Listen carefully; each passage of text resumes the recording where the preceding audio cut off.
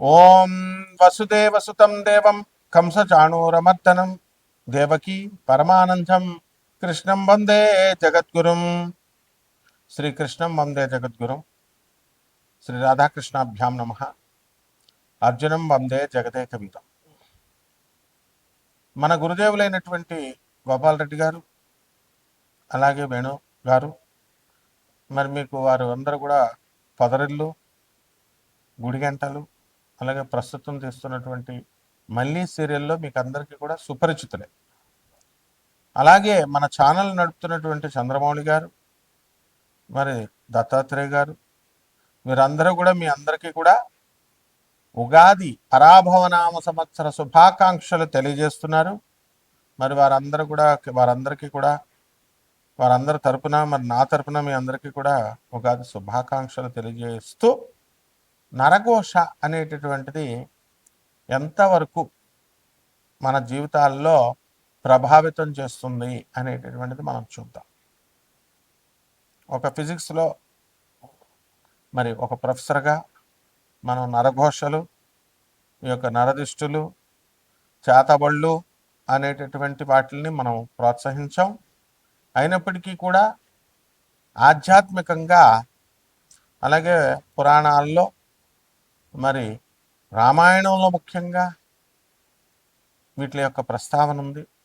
మైరావణుడు, ఈ యొక్క రావణాసురుడి యొక్క సోదరుడు, రామలక్ష్మణులు ఇద్దరిని తీసుకుపోయి పాతాళ లోకంలో చిన్న బొమ్మలుగా చేసి మరి వాళ్ళని బంధించి వాళ్ళిద్దరినీ కూడా పాతాళ లోకంలో నిర్బంధిస్తాడు. తర్వాత ఆంజనేయ స్వామి వారు వెళ్ళి మైరావణుని వధించి తన కొడుకైనటువంటి మకరధ్వజుడి సహాయంతో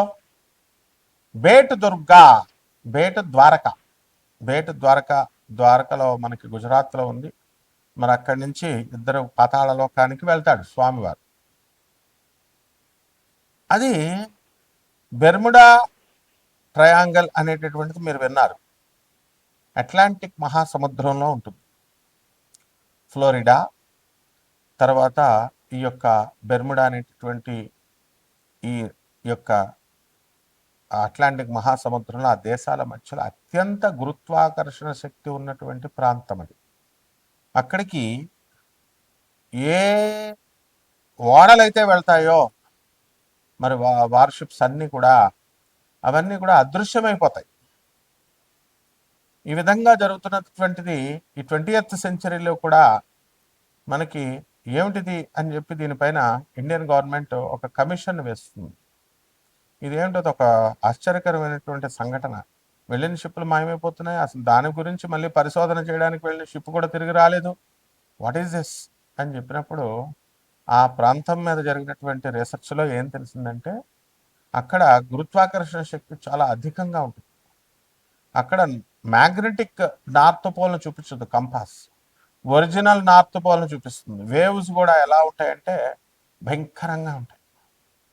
సో అక్కడ వెళ్ళినటువంటి ఈ యొక్క వార్షిప్స్కి మనకి ఆ మాయమైపోవడం, ఇలాంటి సంఘటనలన్నీ కూడా చూసి ఇది మిస్టిక్గా, ఆశ్చర్యకరంగా మరి ఏమిటి అనేటటువంటి దాని మీద ఇంతవరకు కూడా క్లారిటీ లేదు.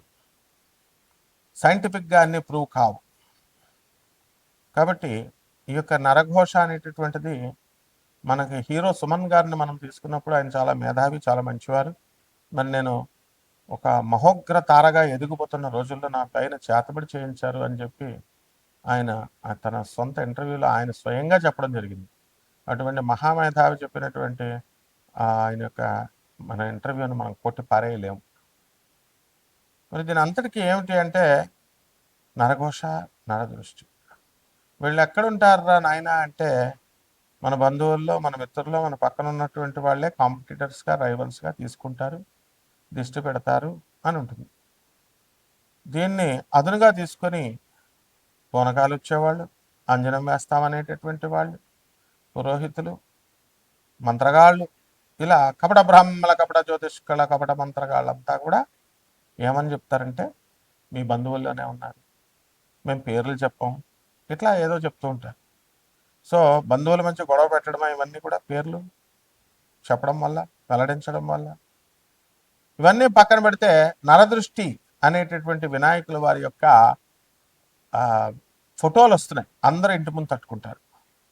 మరి మన గురువుగారు అయినటువంటి శ్రీమాన్ నండూరి శ్రీనివాసరావు గారు కూడా ఆయన ఒక సాఫ్ట్వేర్ ఇంజనీర్గా ఉండి మరి శ్రీ వైష్ణవులై మరి సాక్షాత్తు మా గురువుగారు అయినటువంటి ఇకిరాల వేదవ్యాస్ గారికి బంధువులై వారు కూడా నాకు ఈ యొక్క నరఘోష నరదృష్టి వల్ల మనందరం కూడా మనం దాని ఎఫెక్ట్ ఉంటుంది అని చెప్పి వారి యొక్క వీడియోల్లో చెప్పడం జరిగింది.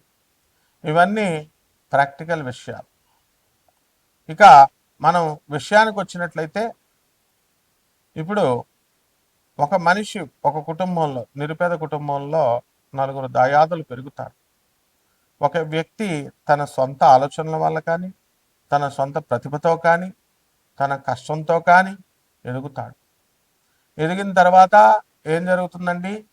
అరే మా పెదనాన్న కొడుకు ఎదిగాడు, నేను ఇలాగే ఉండిపోయానని చెప్పి ఎదగినటువంటి వాళ్ళు ఒక రకమైనటువంటి ఒక క్రూర దృష్టితో చూస్తారు. ఆ దృష్టి ఏమవుతుందంటే నరఘోషగా నరుని యొక్క దృష్టికి నాపరాయి కూడా పగిలిపోతుంది అనేటటువంటి సామెత ఊరికినే రాదు కదా, నిప్పులేందే పొగ రాదు కదా. మరి ఈ విధంగా ఇటువంటి టాపిక్స్లో దిట్ట అయినటువంటి మరి మన చంద్రమౌళి, మన దత్తాత్రేయుడు, దత్తుడు, వీళ్ళందరూ కూడా ఛానల్ ఓనర్స్ అనమాట. ఈ టాపిక్కే చెప్పండి గురువుగారు అంట.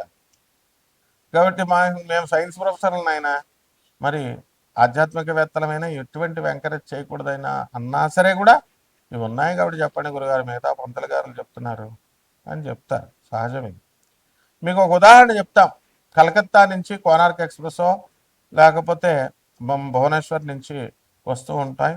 మేము అస్తమానం కలకత్తా మా గురుదేవులైనటువంటి ప్రభాత్ రంజన్ సర్కార్ గారి యొక్క హెడ్ క్వార్టర్స్ ఆనంద్ మార్గ్ ఆశ్రమం ఇంటర్నేషనల్ కోఆర్డినేటర్ నేను, అలాగే రిప్రజెంటేటివ్ గురువుని నేను. మరి వస్తున్నప్పుడు మా గురుగారి దగ్గర పసి వయసు నుంచి మేము పెరిగాం. అక్కడి నుంచి వస్తున్నప్పుడు ఒక సంఘటన నేను అబ్జర్వ్ చేశాను. కలకత్తా నుంచి హైదరాబాద్ రావడానికి 36 గంటలు పడుతుంది. ధనుసు రాశి వారికి సోదరుల యొక్క డెవలప్మెంట్ పుష్కలంగా ఉంటుంది. 3వ స్థానంలో ఉన్నటువంటి రాహు, మీరంతా కూడా మాయా మత్స్యంద్రులు, మహానగరంలో మాయగాడైపోతారు, మెగాస్టార్ చిరంజీవులు అయిపోతారు మీరంతా కూడా. భా అక్షరంతో ఉన్నటువంటి భారత్, అలాగే బౌలింగ్ చేయడంలో మంత్రగాడైనటువంటి బూమ్రా మనకి వరల్డ్ కప్ను కొట్టుకొచ్చేసాడు. అది ధనుసు రాశి యొక్క పవర్. ఈ సంవత్సరం అంతా కూడా మీరు ఒక మంత్రగాళ్ళలాగా వెళ్ళిపోతారు. వ్యాపారాలు చేస్తున్నటువంటి వాళ్ళంతా కూడా బ్రహ్మాండంగా అన్ని రకాల వ్యాపారాలు వాళ్ళు తిరుగు లేకుండా వెళ్ళిపోతారు. గ్లామర్ ఫీల్డ్ అయినటువంటి సినీ రంగము, టీవీ రంగము, మీడియా రంగాల్లో ఉన్నటువంటి వాళ్ళంతా కూడా మహానగరంలో మాయగాళ్ళ విజృంభిస్తారు. అలాగే అయితే అర్ధాష్టమ శనువు కంట్రోల్ చేస్తూ ఉంటాడు. నరఘోష పేరుతో, నరదృష్టి పేరుతో మనం అనుకున్నటువంటి సక్సెస్ని మనం అందుకోలేకపోయామే, మనం ఇంకా బాగా చేసి ఉండాల్సిందే అనుకుంటూ వీళ్ళంతా కూడా భావనలో ఉంటూ ఉంటారు. కాబట్టి ఈ యొక్క ధనుసు రాశి వారికి అందరికీ కూడా సప్తమ స్థితిగతుడైనటువంటి గురుగ్రహము మీకు శుభ ఫలితాలను ఇస్తాడు. మరి జూన్ 2, 2026 సంవత్సరం వరకు కూడా మీరు బ్రహ్మాండంగా చేస్తారు. ఆ తర్వాత అష్టమంలో మనకి కర్కాటక రాశిలోకి వచ్చి చక్కగా 2 జూన్ 2026 సంవత్సరంలో మీకు వద్దంటే డబ్బులు, ఈ విధంగా అప్పులు, మనం అడిగిన అప్పు ఇవ్వాలి కదండి, అప్పులు వద్దంటే ఇచ్చేటటువంటి వాళ్ళు ఎక్కువైపోతారు. అలాగే అక్టోబర్ నెల 2026 సంవత్సరం నుంచి జనవరి 1, 2026 సంవత్సరం వరకు భాగ్యంలోకి వచ్చినటువంటి గురుగ్రహము మీకు పిత్రార్జితమైనటువంటి ఆస్తిని, మీ తల్లిదండ్రులు, మీ బాబాయిల దగ్గర, మీ పెదనాన్నల దగ్గర నుంచి రావాల్సినటువంటి ఆస్తులు ఏమైనా వాళ్ళు మ్యానిపులేట్ చేసేసి తీసుకున్నట్లయితే మీ దాయాదులంతా కూడా అవన్నీ కూడా నలిఫై అయిపోయి మీ దగ్గరికి ఇప్పించేటటువంటి ప్రయత్నాలు జరుగుతూ ఉంటాయి. మీ బంధువులు ఎవరో ఒకళ్ళు మీకు సహాయం చేస్తారు. అయితే నరదృష్టి, నరఘోషల వల్ల మీకు మనస్సంతా నిస్సారంగా, నిస్పృహగా, జీవితం అంతా కూడా ఏదో రొటీన్గా వెళ్ళిపోతుందండి అంటారు. చూడండి, మీరు బాగా వెల్ సెటిల్డ్ అయినటువంటి వాళ్ళని చూడండి, ఏముందండి అంటుంటారు. మరి ఇదంతా కూడా నరదృష్టి, నరఘోష వల్ల ఫలితాలు. అంటే ఒక పీక్ స్టేజ్కి వచ్చినటువంటి వాళ్ళు వాళ్ళకి లైఫ్లో అన్నీ సాధించేసినటువంటి వాళ్ళకి ఇంకా ఉత్సాహం ఉండదన్నమాట. సో ఏదైనా సాధించాలనుకుంటే యంగ్ ఏజ్లో సాధించాలి. యంగ్ ఏజ్లో సాధించాలన్నప్పుడు మీరు ఎర్రగా బుర్రగా ఉంటారు, కండలు తిరిగిన శరీరాలు ఉంటాయి, టోరన్ జీన్స్లు వేస్తారు, ఫ్యాషన్గా గిరజాల చుట్టూ మా వేణువులాగా వేసుకుంటూ ఉంటారు. నరఘోష తాగకపోతే ఏం రోజులండి మరి. అన్నీ కూడా మనం జాగ్రత్తగా చేసుకుంటూ ఉండాలి. కాబట్టి ధనుసు రాశి వారికి గురుభక్తి విపరీతంగా ఉంటుంది. ఆ విధంగా దైవ ఆరాధన బాగుంటుంది. ఈ రకంగా మనకి అనుకున్న పనులన్నీ కూడా అనుకున్నట్లు సాధించడానికి అవకాశం ఉంటుంది. కానీ అర్ధాష్టమ శని ఒక్కడే మనకు అవరోధాలను కల్పిస్తూ ఉంటాడు. కాబట్టి వీటిలన్నింటినీ అధిగమించడం కోసం శని జపం చేయండి, శని స్తోత్రాలు చదవండి, శనికి కిలోంపావు నల్ల నువ్వుల్ని నల్లని వస్త్రాలని పేద బ్రాహ్మణులకి దానం చేసుకోండి. అలాగే మనకి శనీశ్వరుని టోటల్ బ్యాట్ చేసి పారేశారు అందరూ కూడా వాళ్ళ బిజినెస్ల కోసం. పంతుళ్ళంతా కూడా మరి శనికి అభిషేకం చేయాలా, శని ముట్టుకోకూడదు. శనికి అభిషేకం చేయాలా, నల్లని వస్త్రాలు ధరించాలా, అక్కడ తలస్నానం చేసేయాలా, మరి బట్టలు అక్కడే వదిలేసేయాలా, వెనక్కి తిరిగి చూడకూడదు. ఇవన్నీ ఎప్పుడు చేస్తామని మన శ్మశానంలో మన బంధువులు కానీ ఎవరైనా కానీ చనిపోయినప్పుడు చేస్తారు. మనం కర్మలు చేస్తాం, మనం చెడ్డ కర్మలు చేస్తాం. మన కర్మలను వదులుచుకోవడం కోసం శనీశ్వరుడి దగ్గరికి వెళతాం. మరి శనీశ్వరుని అవమానిస్తున్నట్టుగా ఆయన ముట్టుకోకుండా, మరి వెనక్కి తిరిగి చూడకుండా ఆయనకి బట్టలు అక్కడ వదిలేసి వచ్చేయడం, ఇలాంటి పిచ్చి పనులన్నీ కూడా ఎవరో పంతుళ్ళు చెప్పారని చెప్పేసి మనం చేస్తూ ఉంటాం. This is nothing but insulting the lord Saturn who is no other than the జగద్గురు. కాబట్టి ఇలాంటి వాళ్ళకి ఫలితాలు ఉండవండి. ఇలాంటి ఎవరైతే అవైదికమైనటువంటి అశాస్త్రీయమైనటువంటి బోధనలు మరి ఈ యొక్క శంకరాచార్యులు చెప్పాడు ఎప్పుడైనా శనీశ్వరుడికి ముట్టుకోవద్దని, నల్లబట్టలు వదిలేయండి, వెనక్కి తిరిగి చూడకండి అని. వివేకానందుడు చెప్పాడా? యూజ్లెస్ ఫెలోస్ చెప్తారు, యూజ్లెస్ ఫెలోస్. అందువలన ఇటువంటి వాళ్ళందరూ కూడా చెప్పేటటువంటిది కనుక వింటే మనం భ్రష్టులైపోతాం. ఇదే నరఘోష, నరదృష్టి యొక్క ఫలితం. కాబట్టి జాగ్రత్తగా చేసుకోండి. రావి చెట్టు చుట్టూ ప్రదక్షిణాలు చేసుకోండి.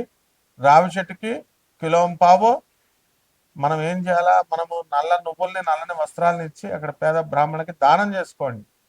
అలాగే ఈ యొక్క శనీశ్వరుడికి మనం చక్కగా బ్రహ్మాండంగా చేసుకోవడం ద్వారా మనం వృద్ధిలోకి వస్తాం.